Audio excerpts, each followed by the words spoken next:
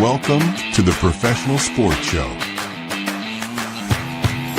with your host, Brian B. Trlla Arndt, James JTrain Arndt, Keith Engle, Bo Crouch, and Michael Tipton.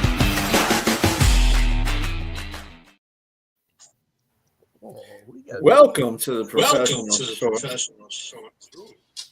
Yeah, there's a little feedback there. Okay, we're going to have to calm that one down. All right. Welcome to the Professional Sports Show, and I am your host, as it said, Brian B. Trlla Arndt. And I got Keith, Bo, James, and Mike at my disposal. Yeah. That was a new open. That's cool. Yeah, I figured we'd do something a little bit I like it. flyer with that. Yeah, it's okay. It's the professional sports, not the professional sound. So, as long as we're not setting the bar too high. Yeah. So we're going to start right off into baseball. The sad news of the week was the Hall of Famer and Chicago Cubs second baseman Ryne Sandberg succumbed to cancer at age 65. Sandberg hit .285 with 282 homers, 1,061 RBIs, and 344 steals while making 10 All-Star teams and winning a home run derby in 1990, and also took home 9 Golden Gloves. Tremendous player. Yes, to paraphrase his Hall of Fame speech, I think I am a little bit. He played the game as it was meant to be played, and we don't see that a lot, as much as we should today. I complain about the game a lot today, and I wish every player today would go watch Ryne Sandberg and guys like Ryne Sandberg play the game, because they would understand what this game's really about. He did little things, he did big things. He did it with class, and he'll be greatly missed. I was really sad. I thought this was coming based on what he had kind of put out a week or 10 days ago. It sounded like he was saying goodbye. I was hoping he wasn't. But he'll be missed. I know Cubs fans will miss him. And, the little bit of success they had before they finally won a World Series, Ryne Sandberg was involved in a lot of that during his career. And he'll be sadly missed.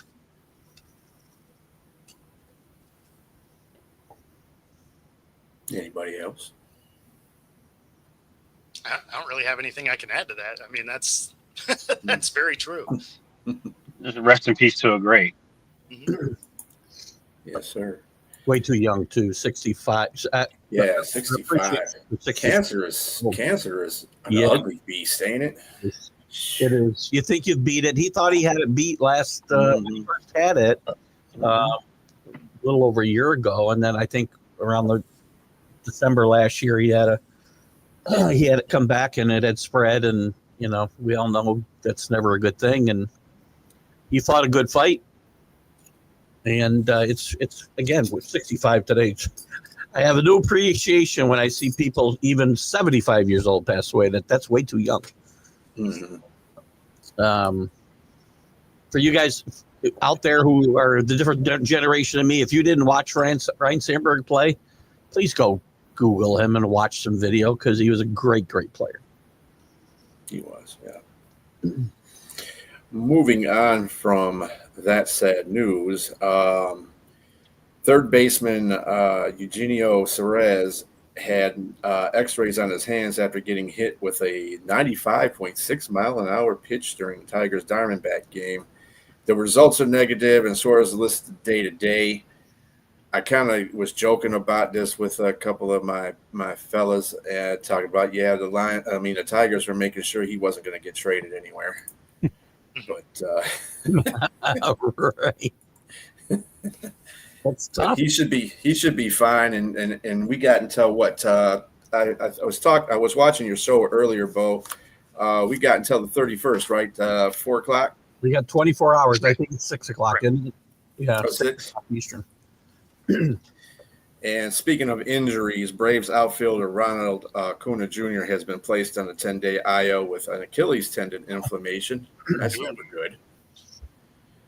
Two guys right there who were prominent in trade talks too, of teams, and we're going to draw a lot of interest. So what's already been a very lukewarm at best trade deadline season, that could slow it down even more. I thought it would be, there still might be a flurry in the last 24 hours. Right. So many teams. The problem is with all the wild cards, everybody thinks they have a chance. And, the Yankees made a couple of nice under the radar moves, which I liked what they did, and not giving up a lot of prospects. And, you're not going to get Eugene Suarez and not give up one of your top prospects. But I like what they did last week. I don't think they're done. I'm sure the Tigers are going to make a move in your world, Brian. I think the Rangers are back in it in Texas. And so there's so many teams buying. You got to go out and find a seller, and it's hard in this market the way the game is today. Yeah, and unless you're completely out of it, like there's no need really, or you're not really like I know I keep hearing the Marlins with like Sandy Alcantara that they might be, wanting to trade him. Well, you're 5 games out of it right now. Like, why would you, tank your season unless you really feel like you don't have any future going into next year? So, like, Keith's right. Like, it feels like this is normally a really exciting time of the year for baseball, and it just feels like, okay, well, I guess that was a nice signing by the Yankees. Oh, I guess that's a pretty good move. And we saw, like, with the Giants, they go out and they trade for Rafael Devers. Well, that hasn't really worked out for them. So I think that's got a lot of these teams are going to be a little shy on pulling the trigger on some of these, because Rafael Devers being in San Francisco should be a perfect match for that ballpark, for that city, for everything, and it just hasn't worked out. And the Giants, they've had the worst record in baseball since he got to their team. Like, man, it's not exciting anymore. Like this is a weird trade deadline. It's gotten this way this last couple of years too, and I don't know. Even teams that are in contention, unless you were, even as a Yankee fan, I don't feel this team is good enough to just say we're all in and we're going to throw the caution to the wind, trade great prospects for marginal players, rentals in most cases. So I'm glad they didn't do that. I like the moves they made. I think it'll strengthen this team, and I don't know why more teams though with guys that are with expiring contracts like Eugene Suarez. I mean, the Diamondbacks are still on the peripheral of the race as well. I mean, they may not trade all these. They've got like 7 or 8 expiring contracts that are main contributors to this team. And you can trade these guys and still go after them if you're just not committed to this year. And I don't think they are. Even if you want to keep a guy past this year, I don't know why more teams don't trade guys at the trade deadline, get some prospects, get whatever, and then you can sign the guy in the offseason still. We've seen it a handful of times. Yankees did it with Chapman. But I don't know why more teams don't think this way. Probably, again, that's why I'm sitting here and there's the GMs are sitting where they are. But I mean, I'm just used to the Mariners never doing anything. So when we went and got Naylor, a first baseman that we needed for a month and a half, I was just like, wait, we did what? We did something productive? Like, I don't understand what's happening right now.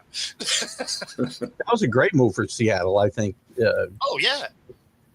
But I mean the guy bats like a 295 or something. So 293, somewhere around in there. And what is one of the things that the Mariners consistently don't do well? Oh, it's hit the baseball. Like, we have good pitching. They only give up prospects. They get a first baseman. They had let Trlla go a month and a half ago, and we've just had like this rotating cast at first. The fact that they waited this long, it made you think they were just like, we're not really going to be competitive this year. And then they're like, oh, we went and got a guy. And you're like, wait, what? I mean, awesome. We're still going to miss the playoffs, but it at least looks cool on paper. I don't know that this team will miss the playoffs, by the way. I think because the offense was better early in the year. It was better than the pitching for the first half of the season almost. I think this team, because with just a couple of additions like Naylor, maybe another a bat or even an arm in the bullpen, if their starting pitchers get healthy and pitch as well as they should, that's like adding a couple of frontline starting pitchers at the deadline, and I think the Mariners are a team to watch here in August and September. Well, and they're actually supposed to be grabbing a lefty from the Pirates, Ferguson. So there's talks of them acquiring him. That's developing today. So, I mean, they might actually be trying to do something. Might be. Well, and I think that's also the thing too, is like the two of the biggest names that you had out there that could have been traded, they get hurt yesterday, right? Like there's that issue. And also if you were trading for Ronald Acuna Jr., like if you were going to do that, I don't feel like he would get as much as what he would have gotten at the beginning of the season because he's so injury prone. You know what I mean? So for me, it's like, I, as a Yankees fan, right? Like I don't know what the Yankees need to do because it feels like the Yankees are just so heavy on Judge that no matter what they do, it's not going to be good enough. Like there's not a move the Yankees could make that would make me think that this is a team that's going to win the World Series. I still think the World Series goes through LA with the Dodgers. That's just the super team over there. And I feel like that also brings into the whole it's hard to get into baseball whenever you know that you've got that over there, that albatross over there with the Dodgers, and knowing no matter what your team does, they're probably just going to get fed to the Dodgers at the end of the season. I've heard that. Danny, welcome to the show, Danny. Danny knows. Yes. And to Chris's point earlier, he brought up, I would not compare Marquise Grissom to Randy Arozarena. Marquise Grissom was a much better player, all-around player than Randy Arozarena. Although Randy is having a good year. He is this year. But Grissom was much more consistent, a better defender. And yeah. I mean, so the thing with Randy, they trade for him last year. We gave up our second best hitter when we did it for a guy that had the identical stat line, right? And they were talking about, there's this big trade, and then it drops and it's that. And you're just like, you literally got rid of the guy for the same guy. And now you fast forward a year and he's playing significantly better than he was last year. And so it ultimately looks good now. But at the time, you're just like, that was the most nothing trade ever. And so I'm glad to see that, something came of it, because I'm used to it going the other way where we trade and they're like, oh yeah, we got rid of a guy and now we got somebody that is now somehow worse. But look at the Mariners proving me wrong this year. Good job, guys. And for the rest of the year, I would believe Mariners are playing pretty good ball. They are. Yeah. I know the Tigers also, they traded for Chris Paddock, and because Reese Olson went on the IL for the rest of the year, he's pretty much out 60-day IL. So I don't know if he's going to come back for the playoffs, but that was a pretty good save by the Tigers, at least to get a pitcher to fill in for him. So we'll see what happens with that. They have won 4 games in a row, thanks to Riley Green's mustache.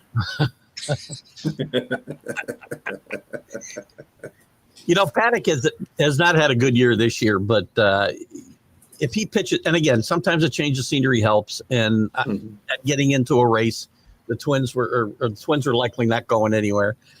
Paddock he's not a great pitcher, but he's a guy that I think can give them some decent innings here as you close out the season. Yeah. And that's something that they're kind of missing too. They probably do need to get another bat. I'm not sure. The slump.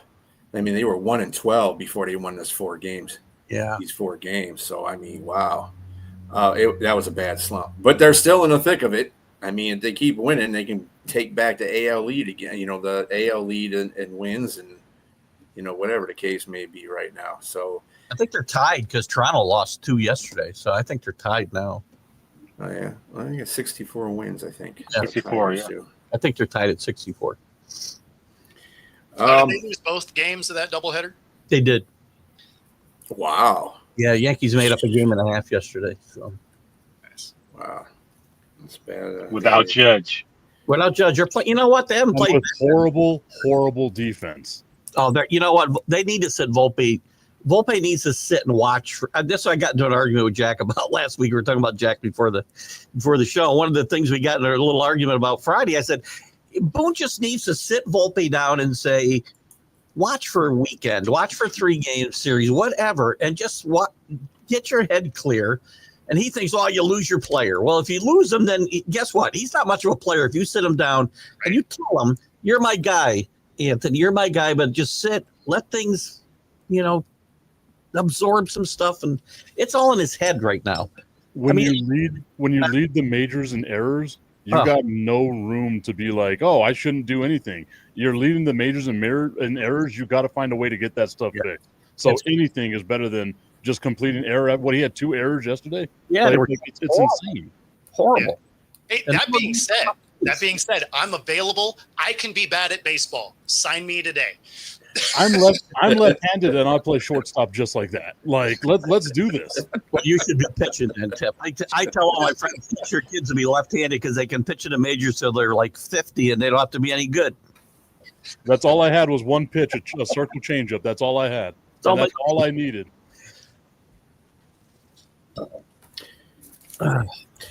All right. So moving from the MLB to the NFL again. Another tragic thing happened. NFL headquarters was targeted by gunman Shane Tamura of Las Vegas, but entered the wrong set of elevators. Unfortunately, 4 people, including police officer, I don't want to butcher his name, Diderot Islam. The shooter took his own life and blamed CTE as a reasoning of his mindset, and that the NFL was the culprit of that. I mean, it could have. You can't say it could be worse because he took the wrong elevator. I mean, because 4 people did lose their lives. Yeah. But I mean, dude, he was just wrong in all the wrong. And it's not like the dude played in the NFL. Like he played like high school football. Now, you can't prove whether or not he had it anyway, right? I mean, you have to have an autopsy to be able to find out if you had CTE. But I mean, they say anybody that played higher than the high school level are predisposed to having some of that potentially. But he didn't do any of those things.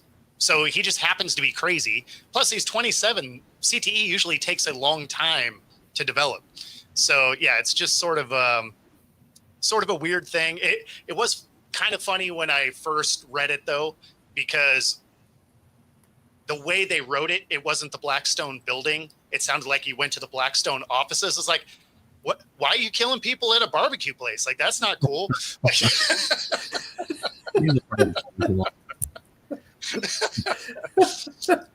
Anyway, it's a sad situation, and look at we talked about it in other cases.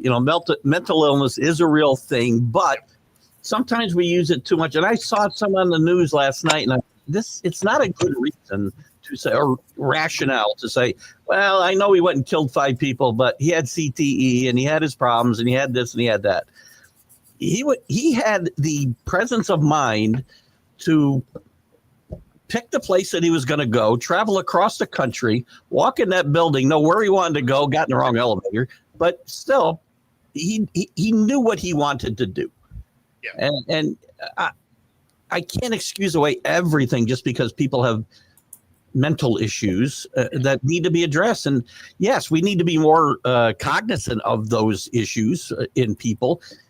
We talked about it with athletes and coaches and college programs, understanding when they see these types of issues and be able to help them before there's an issue. But once it comes to that point, I have to still blame the individual. They still have some kind of choice. Mm-hmm. And he made a choice that was awful for these 5 people and their family and friends. Mm-hmm. The thing is like, there comes a certain threshold, right, where you can blame or want to, I don't want to say excuse, but like use the excuse of mental illness is what caused this, right? Even if you think you got CTE, like he said, you knew exactly what the hell you were doing. You had this whole, grandized plan of what it was that you were going to go out there and try to do. And if we are going to blame it on mental health, if we are going to go that far, then we need to start doing more. Like, I don't want to get on this whole political thing, but we got to start doing more about guns being so readily available to somebody like this who might have some mental issues of this nature, right? Like, why if he's someone who says that he's got CTE or is displaying the issues of CTE, is he able to get a gun so easily available? And hell, even if he's just a crazy person, why is he so able to get a gun so readily available to him, right? Like, we've got to do something. I know that it always comes down to, well, we can't blame the gun because the gun is going to be because of the person. And we have to blame the person because the person's going to be crazy or whatever the hell is going on. They're going through some mental issue. Well, then we have to find the root cause of it and try to find a solution at the root cause, as opposed to just, this is insane that this is another mass shooting. And maybe it's because I'm from here in El Paso, where in 2019 we had a guy drive across Texas, come over here, kill 24 people at a Walmart, right? Like, maybe that's something that's sticking in my brain of that, and like having to be on the radio and tell people about what was going on here.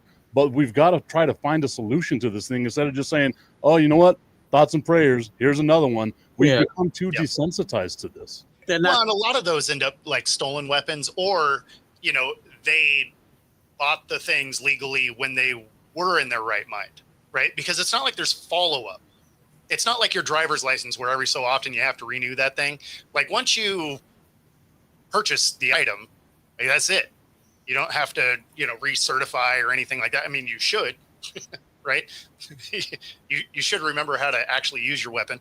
But and this is coming from a pro firearm person. I own firearms, and I'm the same way. At the same time, it would be nice if there was, I mean, not necessarily more laws, right? They're out there, but they don't enforce a lot of them.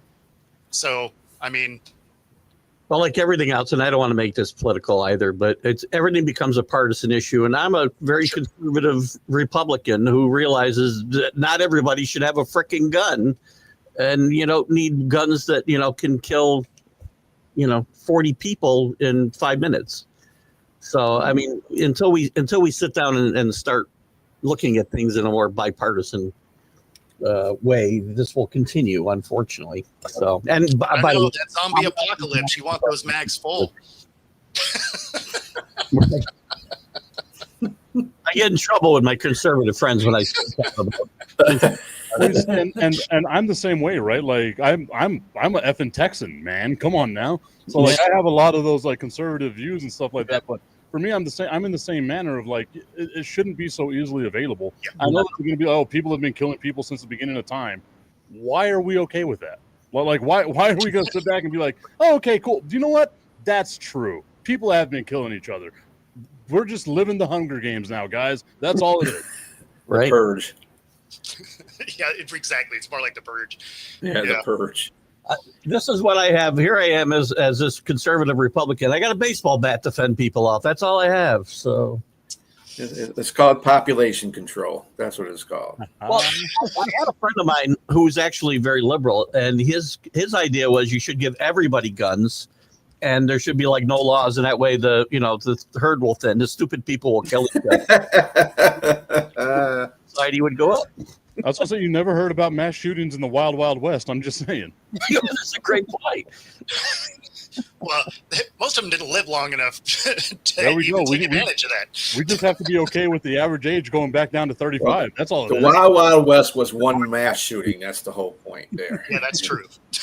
That's true. Can't line up all us old folks and shoot us. That's not what I'm talking about. Well, on some positive news, like this is plan.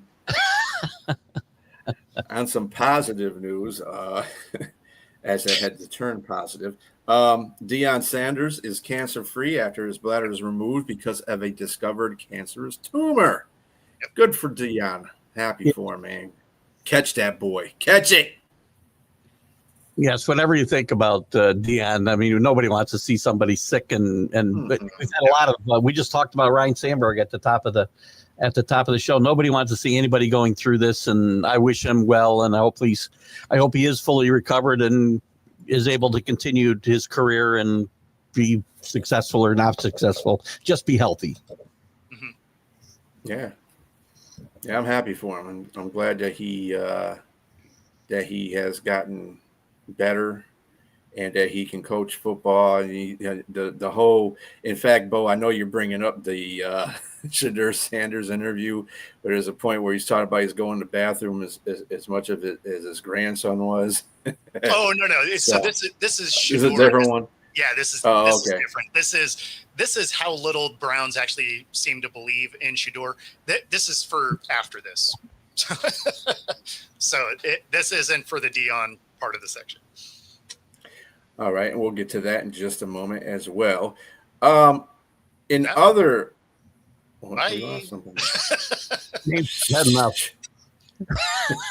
James went out. What the hell? On other funny news, well, I don't know if it's funny, but maybe it is to everybody else around here. Defensive lineman Christian Wilkins was released last Thursday due to his approach to rehabbing a Jones fracture in his foot. Apparently, he also kissed a teammate in a locker room on his forehead, which the teammate did not appreciate.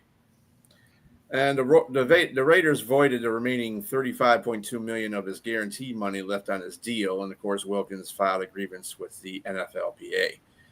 I mean, it sounded like him being let go didn't have anything to do with the kiss on the forehead.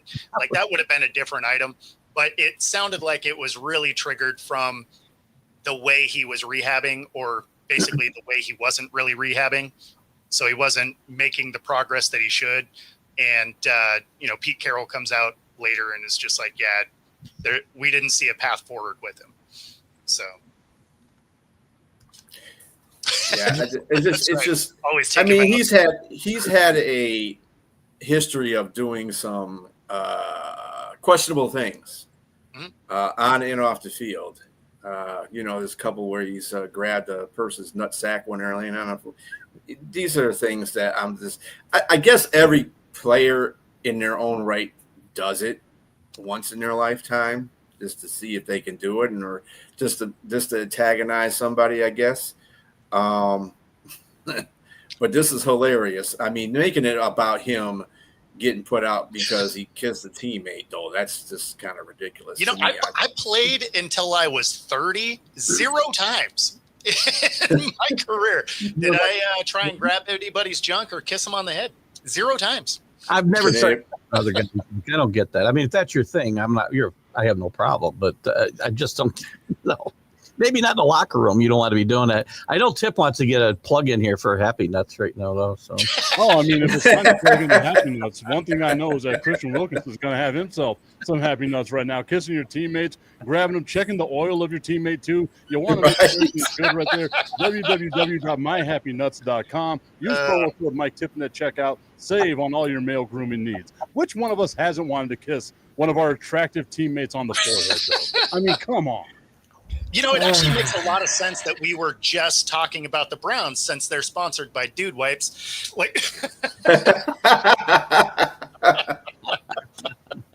And the color brown. That entire uniform just being brown from the top to the bottom and being sponsored by Dude Wipes is chef's kiss. Whoever the marketing guy at Cleveland is fantastic. Hopefully it's not the guy that fell in the water because he has no idea how to walk on a raft. The thing that is the best about it, right? It's a brown helmet with an orange stripe. If they were really good at their marketing, they would have used a Dude Wipe to uncover the orange stripe. They'd be like, and Dude Wipes, here we go. There should have been a Dude Wipe tarp on top of the helmet whenever they took it off. Yeah, I was going to say that helmet on top of it, they wanted to make it a darker brown. I was like, okay. It feels like really asking for it now. It feels like the Browns are taking a page out of my book and just being like, yeah, I'll let you sponsor me. I don't care who you are. Well, no, I mean, honestly, yeah. Like, if you're going to throw money at my show, I'm in. It's all about the money. Yeah, if it fits the crime. I mean, But go ahead and give us your Shedeur Sanders thing there, Bo.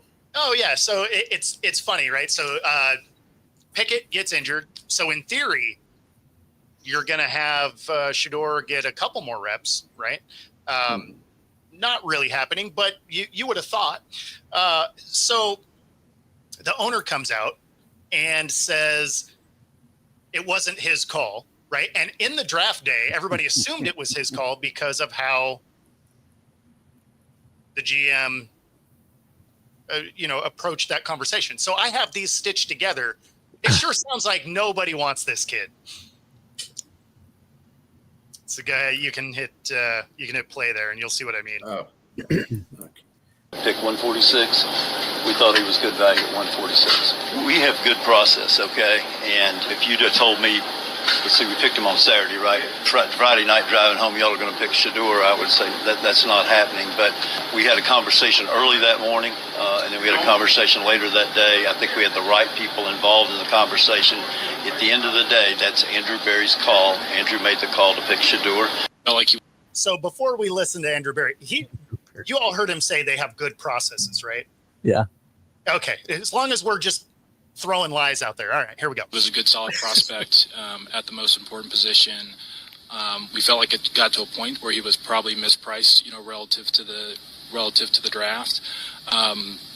Really the acquisition cost was pretty light, and it's a guy that we think can outproduce his draft slot. So I wouldn't say it's any more than that. Mary Kay, I think obviously Shador has kind of grown up in the spotlight, but our expectation is for him to come in here and work and compete. Nothing's been promised. Nothing will be given.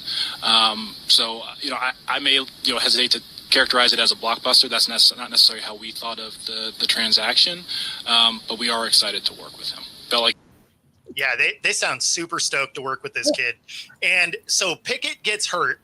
You're thinking, okay, he gets to move up a little bit. He ends up showing up and then asks Myles Garrett to help work him out because he's not getting any reps. And Myles is like, you want me to run like some tight end routes? I know you don't want me to pass rush you. And, but I mean, they have so many quarterbacks here. Somebody's not going to get on the roster anyway. But Thank you. I mean, you're not even giving this kid a shot when somebody's hurt. What's the point? Who are we talking about here? Shador Sanders, your favorite guy. So the first guy talking there was the owner, correct? Was that? Yes, he was Asshole. the owner. Yep. Yeah. So he seemed like he's saying all the right things until the very end, where he threw his general manager directly under the bus. Yeah. Right. Well, and on draft day, the GM was like, I mean, I don't know. We took him because why not? Like. I thought the owner wanted Shador and the GM. I mean, the owner wanted Shador and the coach wanted Gabriel. There's a screenshot of both the GM and the coach looking flabbergasted as if, why did we make this pick? And of course, it looks like that the owner, and he was clapping in the background when it happened. This all looks like the owner made the decision to do this. And now he's coming out backtracking, and I guess because everyone's putting his name out there. I believe fully, and this is alleged, but I believe fully he had everything to do with the pick of Shador Sanders and not those two guys, because it just doesn't make any sense to pick a third round. To pick Dylan Gabriel in the third round and to go 2 rounds later and make another pick. You look more inept as a GM and a coach to doing that. So I just think he's just saving face right now as a GM. To add insult to that, owner. Yes. To add insult to injury, they gave up a third rounder to get Pickett, right? So they give up a third round to get Pickett. They draft someone in the third, and then you go get a fourth quarterback, because I don't include Deshaun since he's going to miss the whole season. But you're never going to carry that many in. And you've already seen that Flacco's probably they're going to be on their roster just because they want, a veteran in the room, right? So it's crazy. Sometimes you just have to draft who I tell you to draft. And then I'm going to lie about it. The big, beautiful draft. Summer draft. I just made that word. Have you ever heard that word? I just made it up. I've dodged it a lot. Well, and I mean, for them to draft Gabriel made sense, right? Because that sort of fits Stefanski's offensive scheme, right? Like he kind of has a offense that works well for the way Gabriel plays. So then to go get Shador didn't really make any sense. Yeah, I mean, I don't know. It's funny because now when you listen to every soundbite, it sounds like nobody wanted him. I don't know how he got drafted. Somebody just walked in the room and threw in a card, I guess. Well, it was clear that nobody wanted Shedeur Sanders because he went from a first-round draft pick to being drafted in the 5th round. So clearly nobody wanted him. I saw Bill Belichick's dog walking through their draft room, I think. Pretty sure. He made the pick. So bad. With all The coach draft will never be, by the way. Bill Belichick is picking draft pick. With all that said about everything that's, this kid not wanting to be drafted or being picked, he's still talented. And I think as with Cream, it does rise to the top at somewhere, whether he plays with the Browns or some other team, eventually he's going to be a starter in the league, and he's probably going to be a really good player. He'll wind up being the UFL MVP one day. Oh, damn. And it's funny because the clip that I put up there, I labeled it as, does he even get his shot in Cleveland? Maybe. Because even with Pickett hurt, he's not getting the reps. Yeah, he's still playing in second and third team right now, isn't he? And this would be the thing is like no team.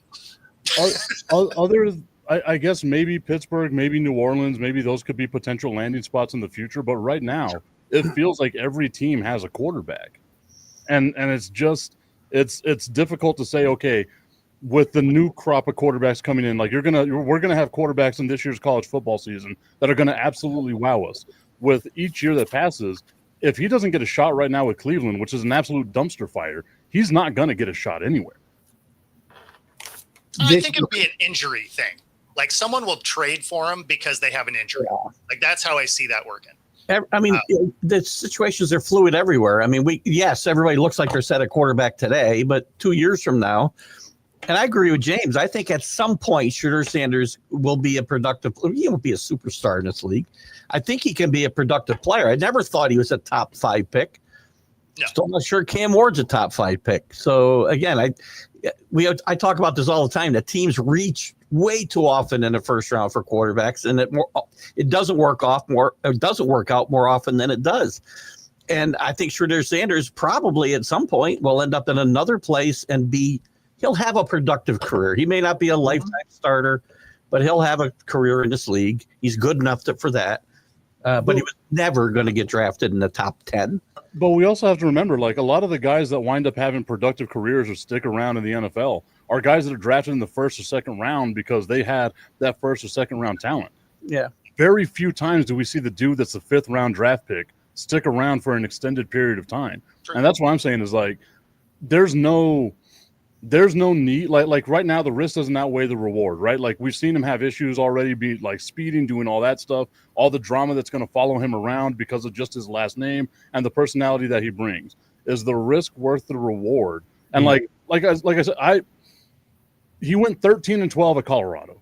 Like 13-12, that's not a quarterback that's getting you anywhere in the NFL. No one's getting drafted into the NFL with a 13-12 record. Well, he didn't play on the defensive side of football either, by the way, in Colorado.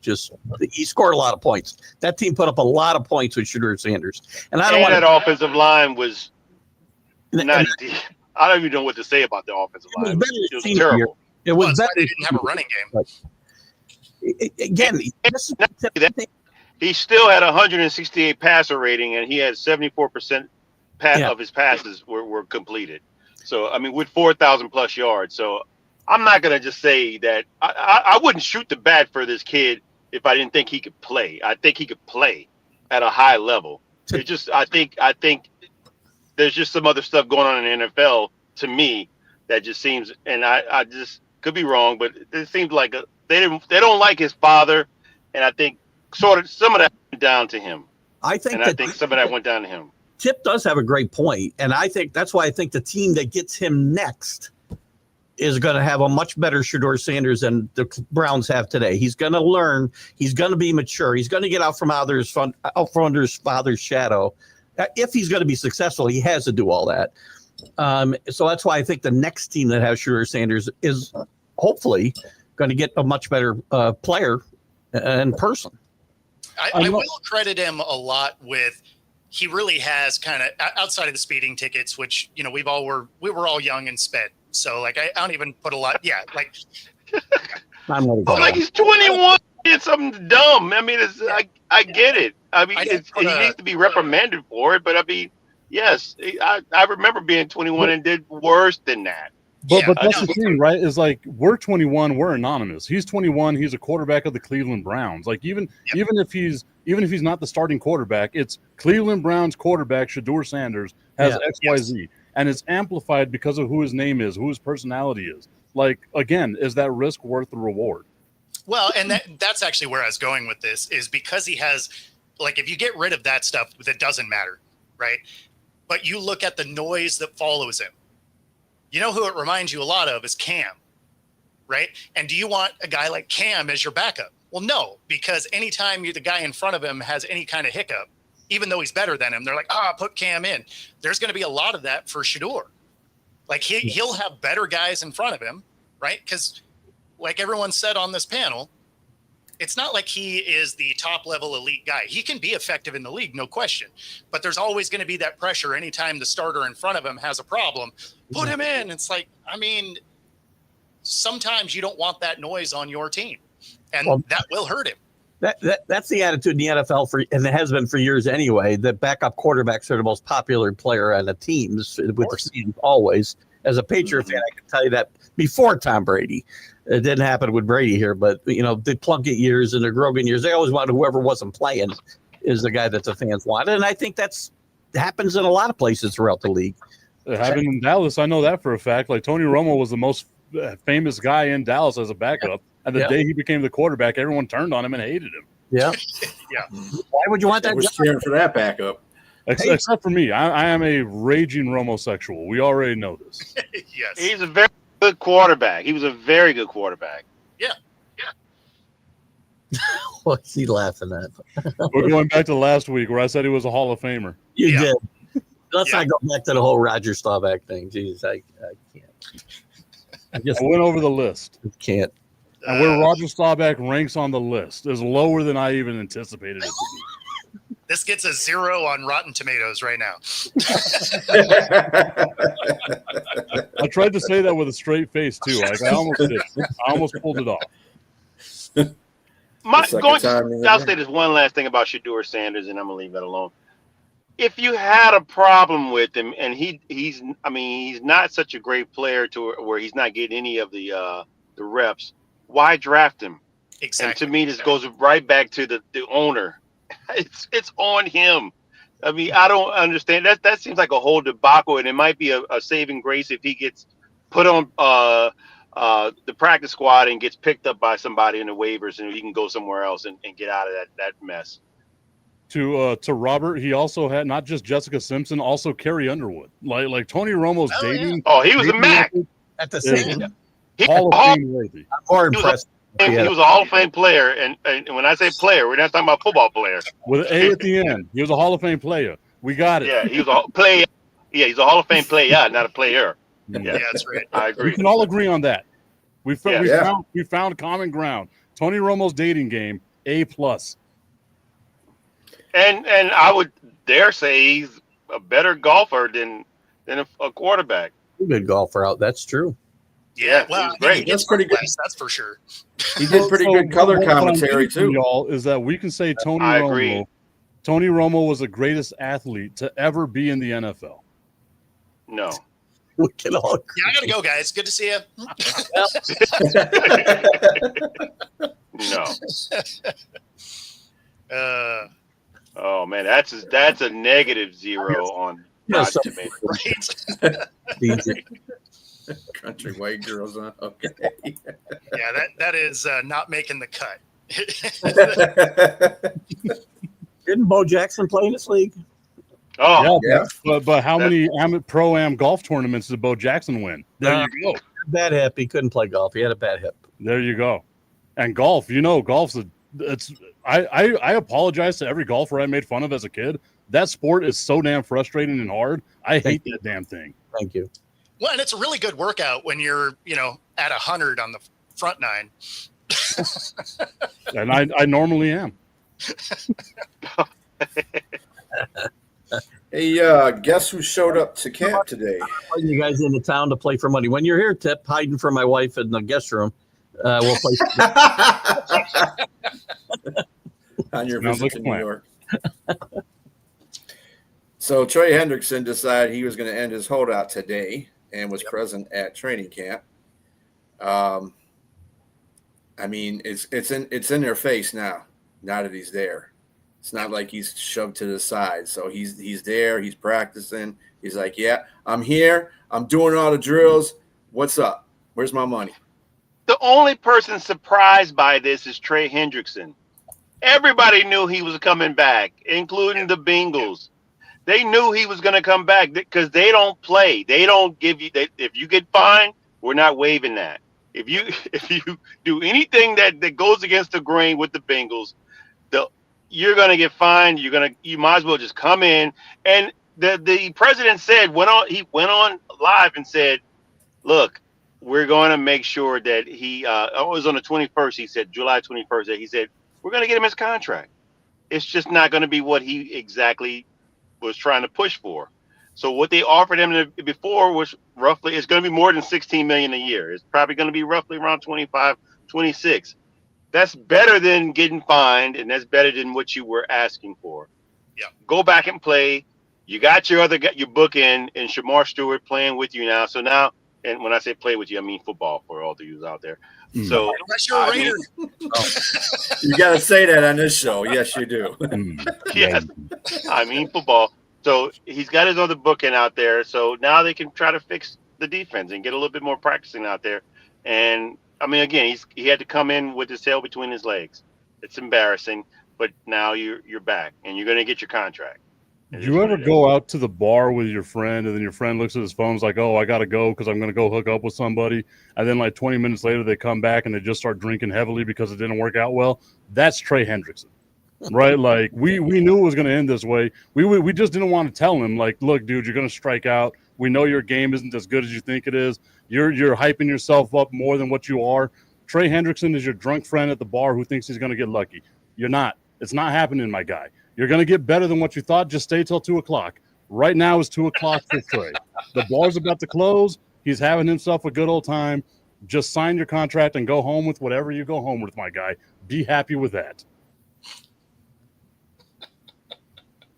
These guys, all with contracts, have got to come to camp. I'd fine them all and don't waive fines. I'm glad the Bengals don't waive the fines. You've got a contract. Come in and fulfill your contract, and you can continue to negotiate. You can continue to say, I want money. I have zero respect for any of these guys who didn't show up to do their job they're getting paid for. The guys that came in on time, I've got plenty of respect for. And quite frankly, I'd be more likely to take care of them than the guy who tried to hold me over a barrel to get his money. That's just me. But again, I don't know, Keith. Unless it's the Bengals. The Bengals are a pretty shiesty organization, man. No, is Mike Brown still running that whole thing? I believe so. Yeah, I think so. Yes. He's 100 and he's older than Jerry Jones. We already talked about Mike Brown, right? I refuse to believe anything on this planet is older than Jerry Jones.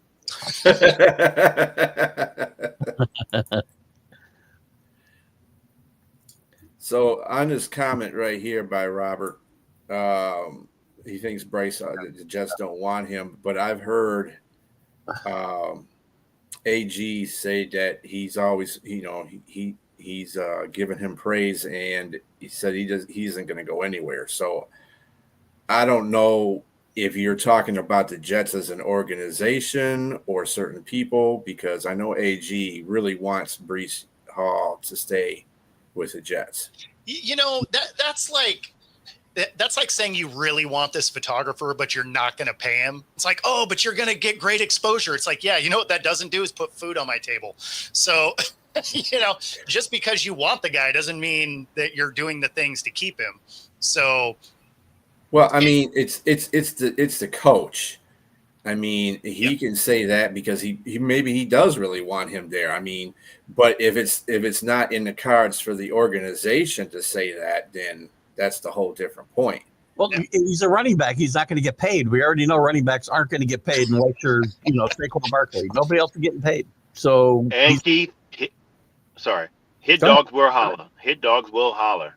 And I think it's just a matter of Breece his career hasn't panned out the way we all assumed that it would. I mean, Brees coming out of Iowa State was a blazing running back, and he's had injury, he's had ACL tear.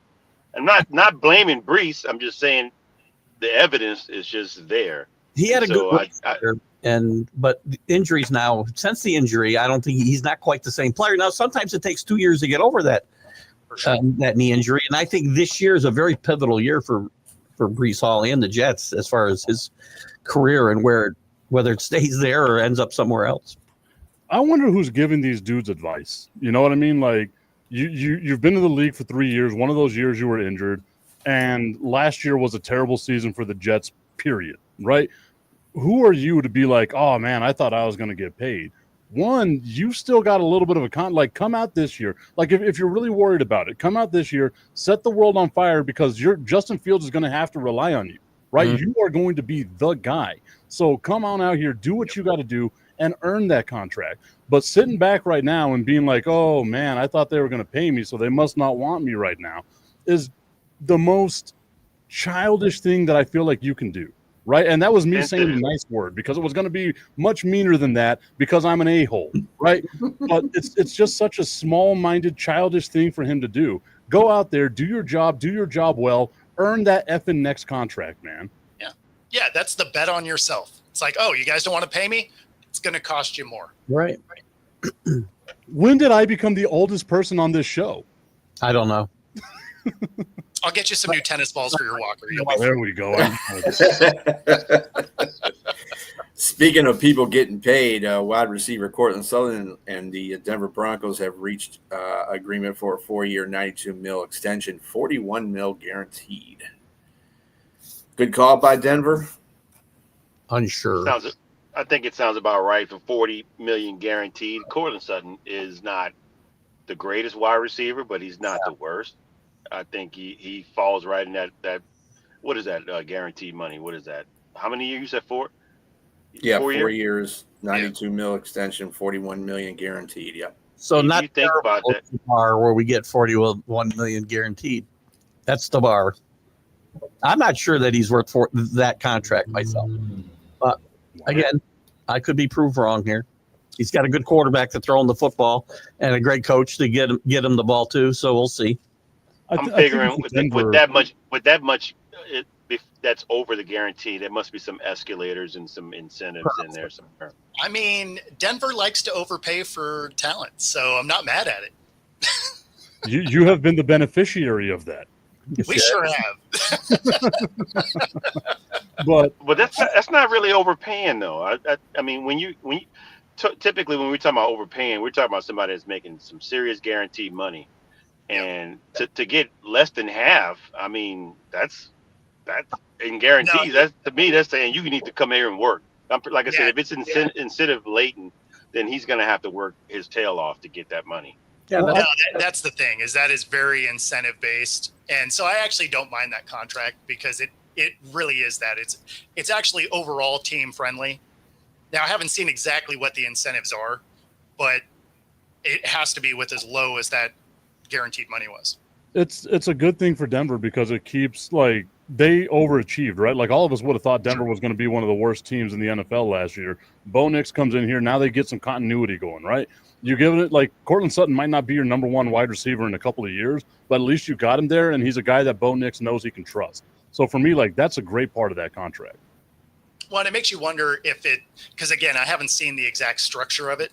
It makes you wonder if the guaranteed money's up front, and if there's maybe some voidable years to it. So when they have to maybe pay Bo Nix, or, however that transpires, maybe they're on the cheaper end of his contract, front loading that thing. Go out and earn your money. That's, everybody's worth what everybody's worth. Sorry, I can't talk right now. Whenever you get paid. Whatever somebody's willing to pay you is what you're worth. I always say that, but earning it is a totally different story. So go out and earn it. And I think there's less chance of that if the more the guaranteed money is up front, as Bo said. I think some of these guys, that's life-altering money, by the way.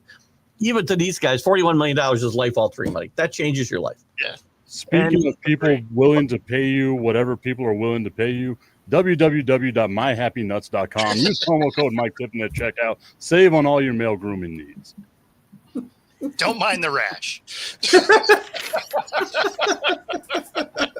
Your nuts aren't that I never had a rash. happy. That rash is all you. You got to change your lifestyle if you got a rash. Your nuts can't be that happy if there's a rash. Yeah, my nuts are the happiest they've ever been. I was going to ask the residents of the. We didn't ask you about your nuts, okay, Tip? But you want to. Well, what's that movie? Ask Me Information. About My Wiener. We're changing it to Ask Me About. Oh my goodness! This show, this was going in the right direction towards the end, and then we just fell off the That's right. cliff. That's right. I mean, it had to get off the rails. We were almost out of time. Yeah, got to get it sometime. It was serious for so about long. sports It was festering inside of me. It needed to come out. Yeah, see, that's the rash. That's the problem. No wonder. The irony of the name of this show, it's hilarious to me. No, we're talking about professional professional. sports. No, we're talking about professional sports. The air quotes. Channel is not professional. Way too much info. I know that's right. Y'all hadn't heard the worst of it. I think B. Trlla gets to hear the worst of it whenever I go on my 2-minute rants about myhappynuts.com. Yeah. Oh, yeah. That's not good. Anyway, there has been a plethora, but just before we leave up out of here, there's been a plethora of injuries happening. Tight end Isaiah likely will have surgery to fix a broken bone in his foot. He could be out 6 weeks. Wow. The Browns cornerback Martin Emerson suffered a torn ACL in Tuesday's practice and will miss the 2025 season. Sucks for him. Dolphins cornerback Kader Kohove suffered a knee injury in Saturday's practice and will miss the 2025 season. And, of course, we got our good old buddy from Dallas, Tyler Guyton, suffered a bone fracture in his knee Monday and is expected to miss 4 to 6 weeks. That was fortunate because they considered that an ACL at first. So that's a much better news for him. Way better news. He looked like he was going to be missing the season. So that is great news. No, I mean, I don't mean to throw some shots at Dallas, Tip, but did it matter if he had an injury or not? For me, I was like, look, Dallas has a lot of depth on the offensive line. Like, let him go do his thing. I like Austin Richards. Like, I'm good with that, man. Like, Tyler Guyton, like, I hope he winds up being something great, but I don't know, man. Like, I don't think it's gonna really affect. I feel like it was gonna be a revolving door at that position all year anyway, just because the Dallas Cowboys have some depth along the offensive line.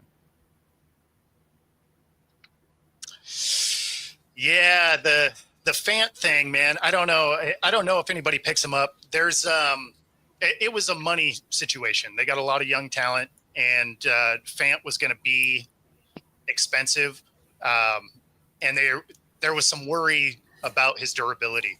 So that's kind of what got him out the door. But it was a little bit of a bummer to see him go because they finally started to bolster the interior of the offensive line, which meant he wasn't going to have to block all the time.